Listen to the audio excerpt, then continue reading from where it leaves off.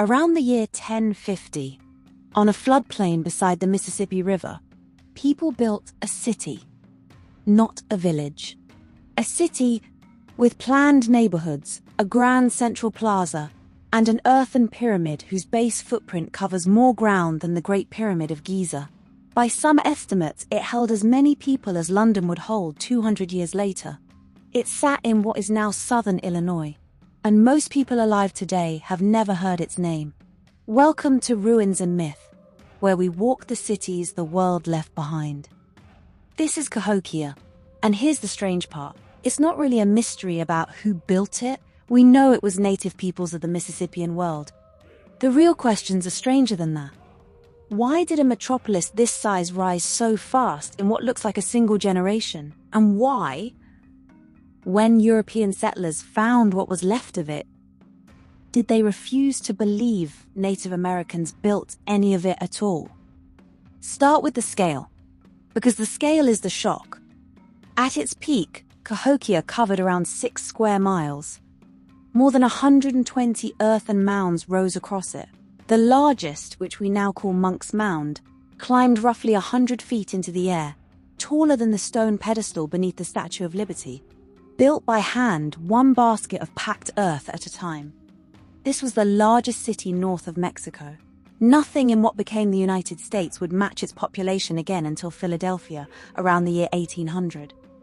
But here's what makes archaeologists lean in. Cahokia didn't creep into existence over centuries. The evidence suggests it appeared in a rush.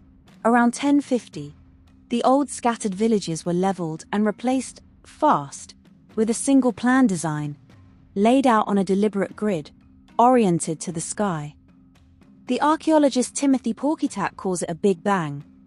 Thousands of people converged here in a span of years, not lifetimes. Someone had a vision for this place, someone drew the plan.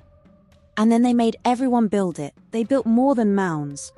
On the western edge stood a ring of tall red cedar posts, a structure we call Woodhenge, aligned so the rising sun framed the horizon at the solstices and equinoxes. A calendar made of wood, tracking the year. And Cahokia sat at the center of a trade network that stretched across a continent. Copper carried down from Lake Superior, marine shell hauled up from the Gulf Coast, sheets of mica from the Appalachian Mountains.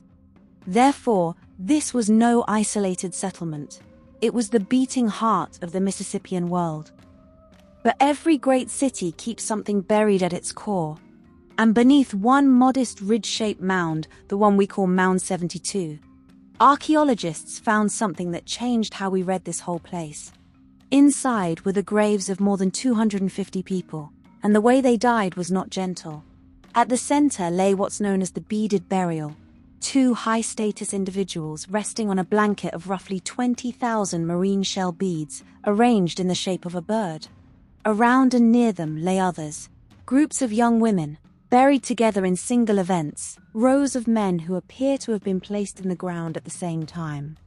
Many archaeologists interpret these as sacrificial or retainer burials, attendants sent to accompany the powerful into death. This was a society with rulers who could command not just labor, but lives. And if that detail just made the hair stand up on your arms the way it did mine, tap the like button. It genuinely helps more people find this buried history. Now, how did that experiment begin to unravel? Because this is where the honest story parts ways with the legend. Cahokia was not struck down by a single catastrophe. Historians debate exactly why it unraveled, but several pressures likely compounded each other.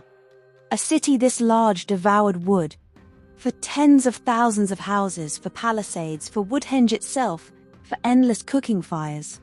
Many researchers think the surrounding hills were logged hard, and stripped of trees, the land may have shed its water faster.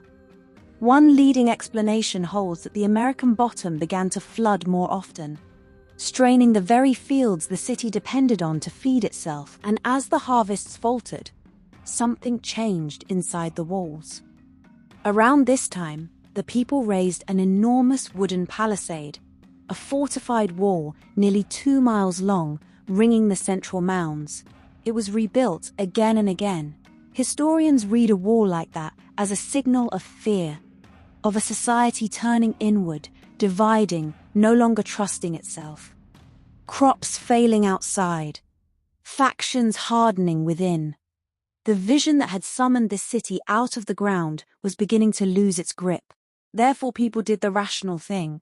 They left. Not in one dramatic night, in a steady drain, family by family, over generations.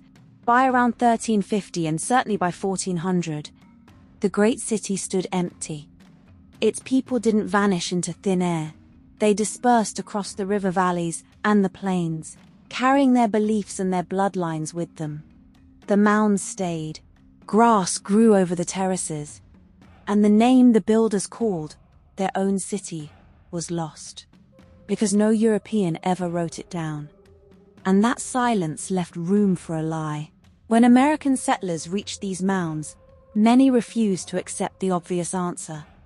They decided Native Americans could not possibly have built something so vast.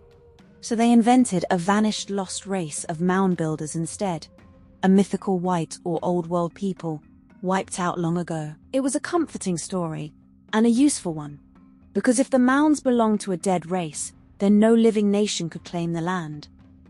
The myth helped justify taking it. It took professional archaeology to end it. Work led by Cyrus Thomas for the Smithsonian, who proved in the 1890s what should never have been in doubt. The ancestors of Native Americans built the mounds. Every one of them. So Cahokia was never truly lost, and it was never a mystery about who. It's the record of a people who dreamed a metropolis into being on the Mississippi, ruled it, fed it, feared for it, and finally walked away from it. The whole human arc written in earth. And its descendants are not gone. Scholars and descendant communities often trace threads of that legacy to the Osage and other Doogie-Hah-Siouan nations, among other Mississippian-descended peoples. The city fell. The line did not. If buried history like this is what you come here for, subscribe. Every video on ruins and myth walks another city the world left behind. Tell me in the comments, what's the greatest ancient place you'd never heard of until today? I'll be reading, and I'll see you at the next set of ruins.